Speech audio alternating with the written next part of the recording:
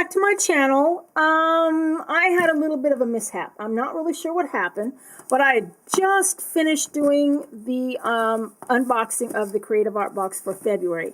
And all of a sudden, and I had a full battery, fully charged, and all of a sudden it just stopped. It just slow access or something like that was the message I got, and it just cut off.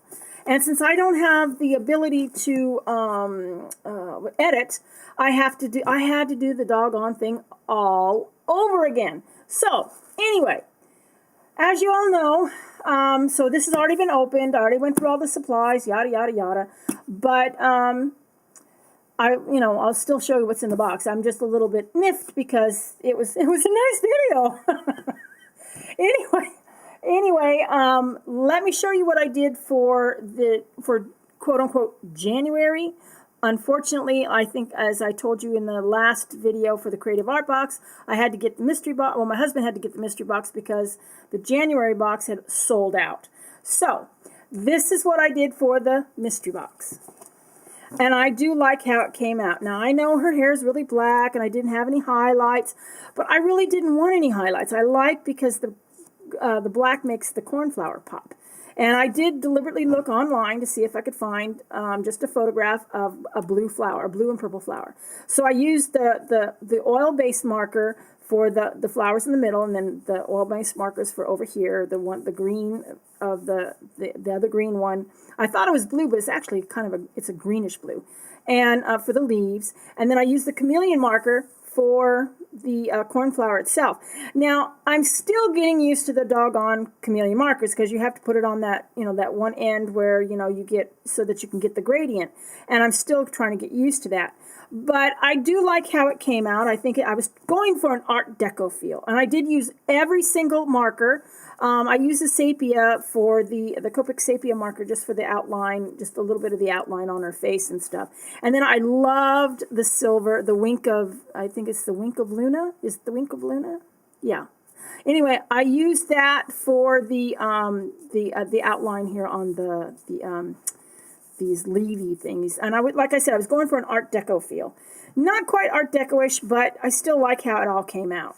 Anyway, so that was the, and I call it cornflower for obvious reasons. But anyway, I do like it. I'm thinking of doing a series of these, similar, but using different, different blossoms. Maybe like a tulip or something. I don't know how I would do the tulip. I guess the tulip would have to be looking down into the bulb instead of the bulb sticking up this way, and you saw the seed. So instead of that, just look, it might be a poppy, or even though I've done a poppy before. But, in other words, just do a series of the like this. But every time I say I'm going to do that, I don't do it. Anyway, let's get into the Creative Art Box. And like I said, I've already opened it. I already went through all the supplies, and I'm really miffed because it didn't come out. Well, it did, but it stopped. So I don't know why I did that. But anyway, let me get the instruction book out, or the menu. And the first thing that came out was the color book, not color book, but the book on color by Walter Foster. Now, I've got a whole mess of these things, vintage ones. I mean, back from the 50s and the 60s and 70s. So I've got the old ones. got the old ones. So I do not know if I have one on color, though. But this is really, really helpful if you have any questions. Of course, it comes with a color wheel, so you can... I know how to mix my colors. I know how to do that. My problem is I'm always afraid I'm going to get the colors wrong. I'm always afraid I'm going to get colors wrong. Even though they usually come out right, I'm always still afraid I'm going to, So having something like that, even though I've been painting and drawing for like eons, at least seems like eons. Look at that one. That is gorgeous. Isn't that gorgeous? I recommend you guys, if you're, even if you've been painting for a bazillion years, I still say you should get one of these things, just to refer to. I've got all these Walter Foster books and art instruction books, but do I refer to them? No, I don't know if I'm too lazy or I'm like, oh, I can do it by myself. But I always find it amusing that everything always had the colors that I used to, my professors usually would have us use are Prussian blue, ultramarine blue, alizarin crimson, titanium white, and what was the other one? Yellow ochre. Those were the colors that, the main colors that you always use for everything. Everything had yellow ochre in it. Everything had alizarin crimson in it. Everything had an ultramarine blue and cerulean blue. Yeah, cerulean blue was another one. And I was like, how do you just get, and I was like, well, how do I get a skin tone out of alizarin crimson? Don't I need an orange or, something like that? Or, anyway. But this will, I mean, because like I said, I know color theory, but my problem is that I'm always unsure how my colors are going to come out. I'm terrified. So that I'm going to do it wrong, and then it's going to come out, the face is going to, that's why with some of these art boxes, I have a problem when I'm doing a piece and I've only got like 2 colors, and I'm doing like, say, a fairy or something, and I'm like, but I don't want the fairy to be purple. I want the fairy to be flesh toned, or brown skin toned, or something like that. But then I'm slowly but surely getting out of my habit of just doing skin toned, human skin tone. Blue fairy now and then is no harm. Yellow fairy, no harm, and whatnot. So, it helps to get out of the, your rut. But anyway, and it says here the Walter Foster book retail value is $8.95, and then we also have a Princeton art brush. Let me see here. Let me get all these out. And here we are. Here's the Princeton art brush. Now I'm not going to take it out. I'm not going to take the little protective thing off because I'm always afraid I'm going to ruin the bristles when I when I put it back on again. But you can see what it looks like. I don't want to show my hand because my hand's awful. My hand's ugly. I'm sorry. But anyway, you can see it against the box. But that's the little art brush. And then we have 3 Faber-Castell watercolor pencils. And the colors are, now I already did swatches of these, but because of the fact that it cut off, let me go back to the back here where I had my little swatches. Where was the swatches? They were here somewhere. Here they are. Let's see, were they here? Yeah, they were here. Here's my watercolor. Okay. Well, they were here, but let me do them again because. So this is the what was the green? It was the light green. And because they are watercolor brushes, let me use my watercolor. Or my water brush. I love these. I love these things. I'm getting a whole collection of them. It's a very, very, very, very, very light green. I mean, it's extremely light. I guess if I pressed a little harder, but I don't like to press real hard. And then we've got, well, I've been taught not to press hard. So I try to avoid doing that. Then we've got a Prussian blue.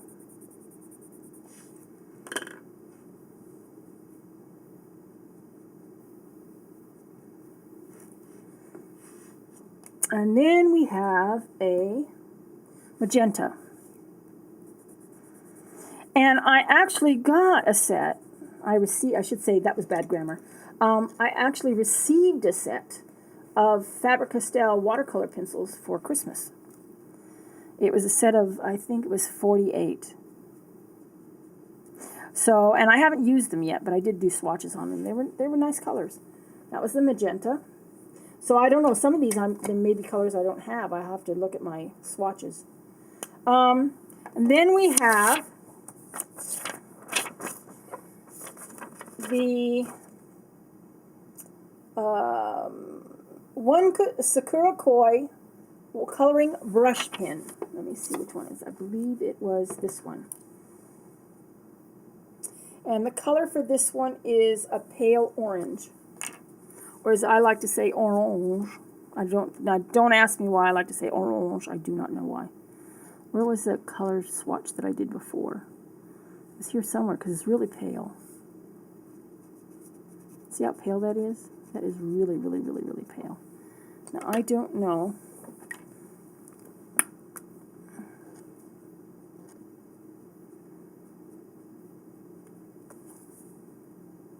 I'll have to do it. I'll have to make a color thing on a piece of Yupo paper. And then we have a one Marabu graph. Oh, the Faber-Castell watercolor pencils was $8.55, and the Princeton art brush was $1.50, and the Walter Foster color book was I don't know if I said or not, but it was $8.95. And then we have a one Marabu Graphics Aqua pen. It's dual ended. Oh, and the color for this one is, let me see, where was the color on this thing? Well, I know it's here. I saw it.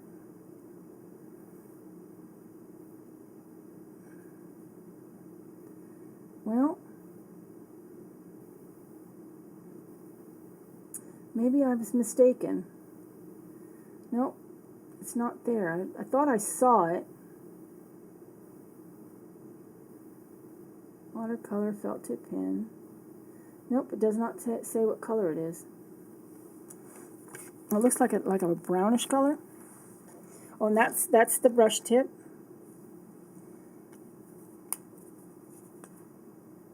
And here's the bullet tip.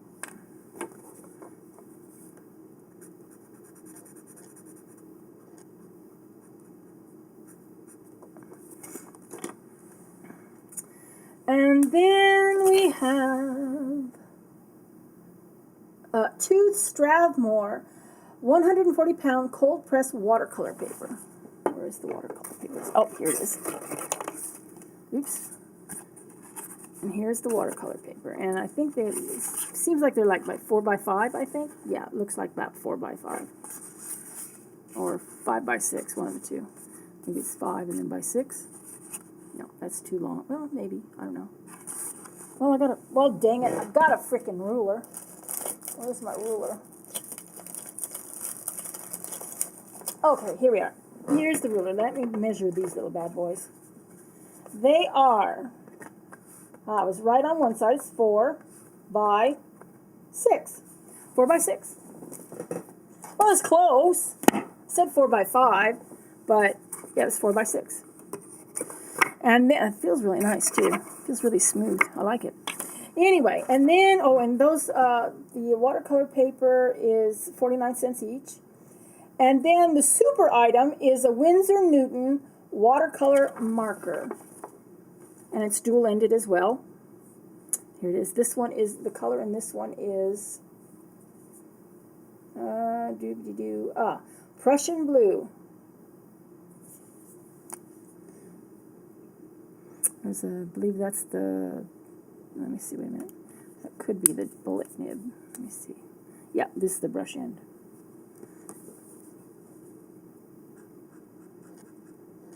See, this is where I made the ones before.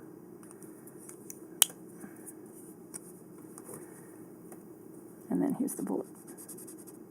And I am sorry that the first video didn't, it just stopped. I don't know what happened. My camera just all of a sudden, it just stopped, and I knew I had plenty of, I had just charged the battery.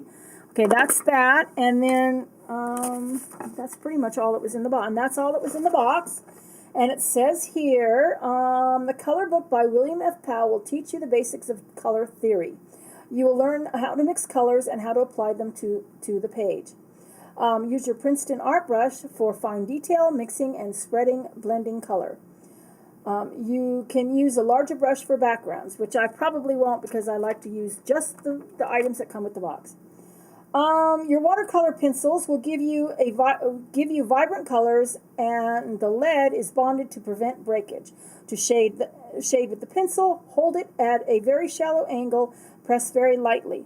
The result is an even layer of color. Individual strokes merge together.